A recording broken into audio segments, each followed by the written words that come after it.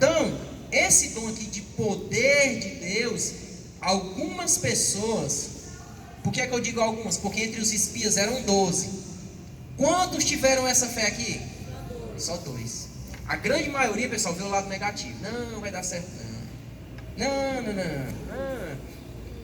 Não vou lembrar o que foi, mas ano passado o pastor Valtinho, ele trouxe uma ideia que quando ele trouxe, eu disse: isso não vai dar certo.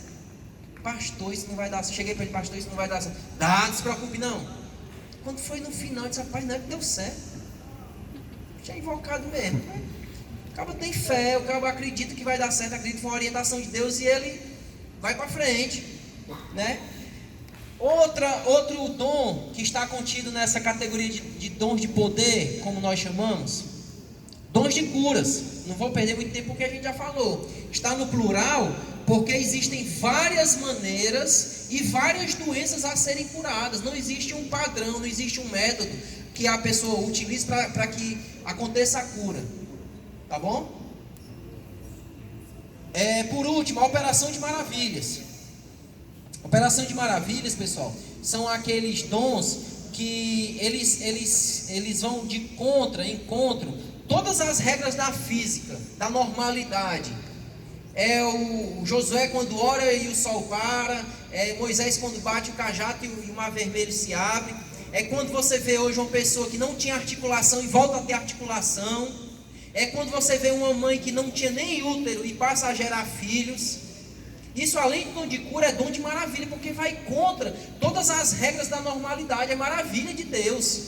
É algo grande demais, é grandioso. É o que você diz assim: não, isso realmente é Deus. Não tem como ser.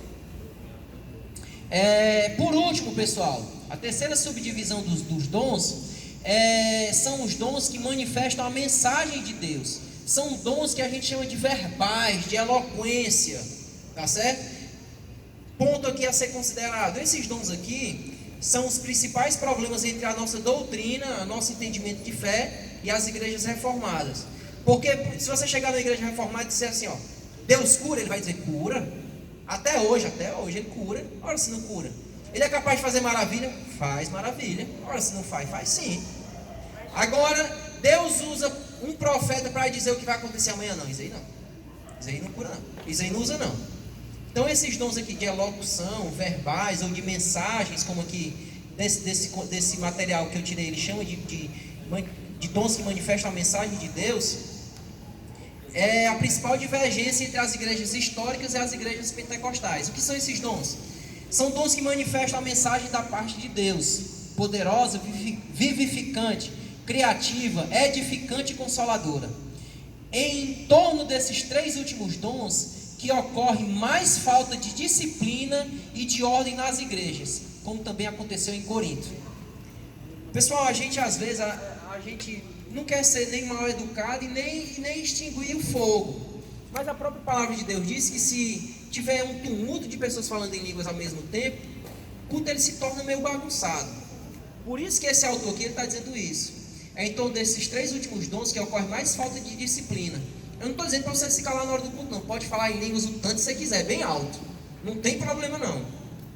Mas a Bíblia diz que para que nós tenhamos um culto racional, tenhamos um culto com entendimento, o ideal é que você respeite também a ordem e a liturgia que o próprio Paulo estabelece lá aos Coríntios.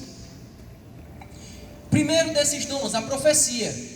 É um dom de manifestação sobrenatural de mensagem, verbal pelo Espírito Santo, para edificação. Olha o motivo aqui, os propósitos da profecia: edificação, exortação e consolação do povo de Deus. A profecia na igreja deve ser, pois, julgada. A profecia da igreja está sujeita a falhas por parte do profeta.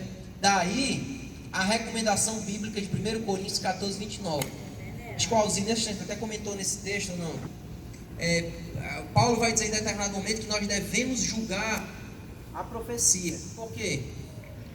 Nós temos a profecia inerrante, que é o que é a Bíblia. Essa daqui ela não falha. O que está escrito nela vai acontecer. Mas Deus muitas vezes pode usar o Ivan em profecia. Não vou usar o Ivan, não, vou me usar para Deus em algum momento pode me usar em profecia para o Ivan, mas porque o Ivan é meu amigo, eu dou uma melhorada na profecia. Ivan, cara, ó, esse que eu te digo, cara, né, tu tem sido uma bênção. Enquanto Deus está mandando acochar o parafuso, dizer, olha, se conserta. E o profeta aqui está burlando a profecia. Então essa profecia ela deve ser julgada não por causa da mensagem de Deus, que a mensagem de Deus ela continua sendo sem falha. Mas o profeta, que é o receptor da mensagem, ele pode errar. No processo aí, no caminho, tem um ser falho que é o homem. Então se você vê um profeta que se diz profeta e que ele diz algo que fere a Bíblia principalmente, pode julgar a profecia, meu irmão. Não vem de Deus não. E a maioria dos profetas do Antigo Testamento sempre foi levantado para falar o pecado da nação. Eu gosto sempre de dizer, Elzi, que a profecia, mais até João Batista, vamos dizer assim, era chamando o povo para a presença de Deus. Eu acho que é no próximo slide que a profecia edifica a igreja. Por que a profecia é denominada o principal dom, conforme Coríntios 13:2, 1 Coríntios 13:2? Paulo ele diz assim, busquem os dons, buscar e falar em línguas. Principalmente, eu prefiro que vocês profetizem. Ele está dizendo que é o mais excelente dom. Paulo também, em outro texto do 1 Coríntios 12, ele vai dizer que vocês devem buscar os dons mais excelentes. Então, na hierarquia de dom, existem uns que são mais importantes. Entre eles está a profecia. Por que será? Porque a profecia, pessoal, ela edifica a igreja como um corpo e não apenas indivíduo. O que a gente vê hoje aqui as profecias é dizendo assim, Rogério, estão te pisando, mas Deus vai te colocar lá em evidência. A profecia bíblica, a profecia divina, ela é para o corpo. Igreja, assim diz o Senhor. Povo de Deus. Claro que em determinado momento, a irmã Pretinha está lá chorando por algum problema familiar. Eu acredito num Deus que consola os profetas. Irmã, filha, esse que eu te digo, agora se eu não acredito, eu acredito demais.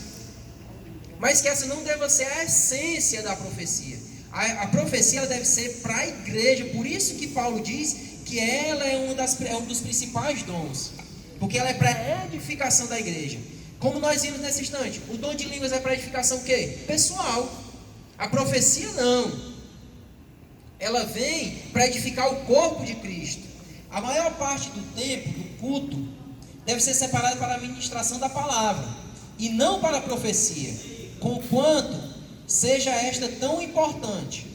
A profecia no momento certo, meu irmão, ela pode, claro, que ser no momento de culto, Pai, ele está aqui na ministração da palavra, mas Deus está se levantando o Senhor levantou um profeta para transmitir algo para a igreja, pode acontecer, mas a prioridade é a palavra de Deus. Tem até um testemunho de um pastor, muito antigo da Assembleia de Deus, tem até um bigodinho, eu não lembro o nome dele agora, que ele conta que ele estava pregando na igreja e o profeta se levantou e mandou ele se calar a boca. Ele disse, cala nada, estou pregando, meu amigo, aqui tem ordem.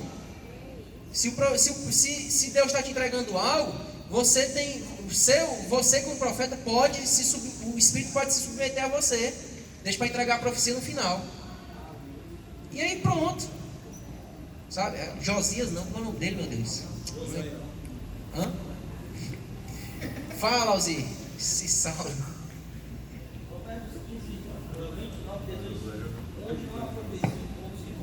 Onde não há profecia, o povo se corrompe. Inclusive esse texto eu acho que está na apostila de vocês. Se não está na apostila, foi no texto, no material que eu li.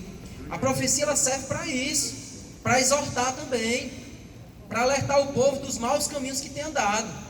Por último, pessoal,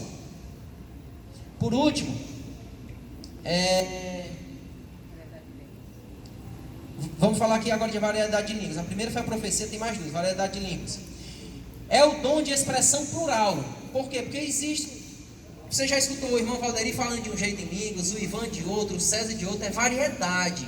São várias formas em que o Espírito ele usa as pessoas nessa variedade de línguas.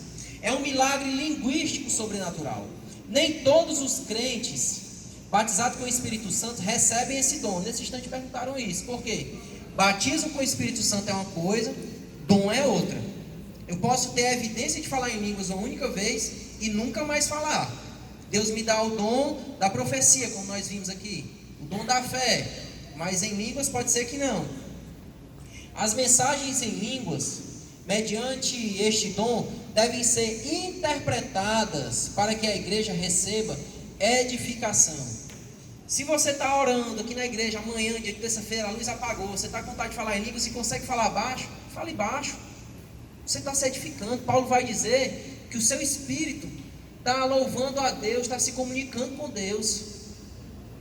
Então, mas se você quiser falar alto, fale também. Não vai dizer depois que o Igor está mandando você calar a boca, não. É só, eu estou pegando aqui só as orientações que Paulo dá à igreja de Corinto. Oi, Ícaro.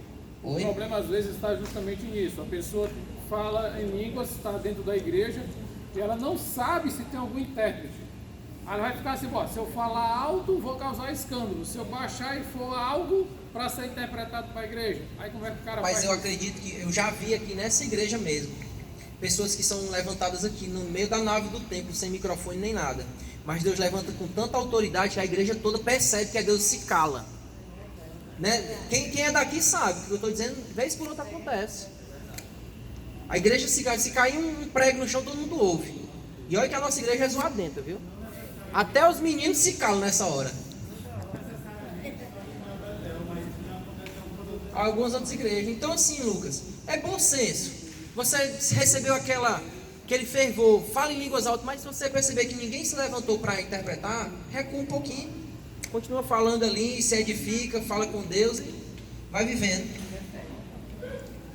A interpretação, acho que é a última essa. É um dom de manifestação de mensagem verbal, sobrenatural pelo Espírito Santo. Não se trata, pessoal, de tradução. Interpretação de línguas não é interpretação. Não é tradução, melhor dizendo, mas sim interpretação de línguas. Tradução tem a ver com palavras em si. Interpretação tem a ver com a mensagem. Tá certo? A pessoa está lá falando em línguas, a outra pessoa está entendendo qual é a mensagem que deve ser repercutida aqui para que todos entendam. Não quer dizer que naquele momento que a pessoa falou palavra tal, significa no português isso. Não é isso. Tá bom? As línguas estranhas, como dom espiritual, quando interpretadas, assemelham-se ao dom de profecia, mas não são a mesma coisa. Eu vi até o pastor Luciano Subirá falando algo interessante também. É como se o dom de profecias valesse uma nota de 100. O dom de falar em línguas valesse 50 e de interpretação 50. Que as duas juntas equivalem ao mesmo 100. Porque na hora de transmitir para a igreja a mensagem, se eu estou falando em línguas e o nosso irmão está interpretando, é o mesmo que profetizar, porque a mensagem divina está sendo repercutida ao povo. Mas não é a mesma coisa, são dois dons distintos. Não obrigatoriamente quem fala em línguas interpreta, e não obrigatoriamente quem interpreta fala. É coisa de Deus aí. Deus dá na proporção, na porção em que lhe apraz, tá bom? Vamos dar um intervalinho, vamos lá no outro lado tomar um cafezinho.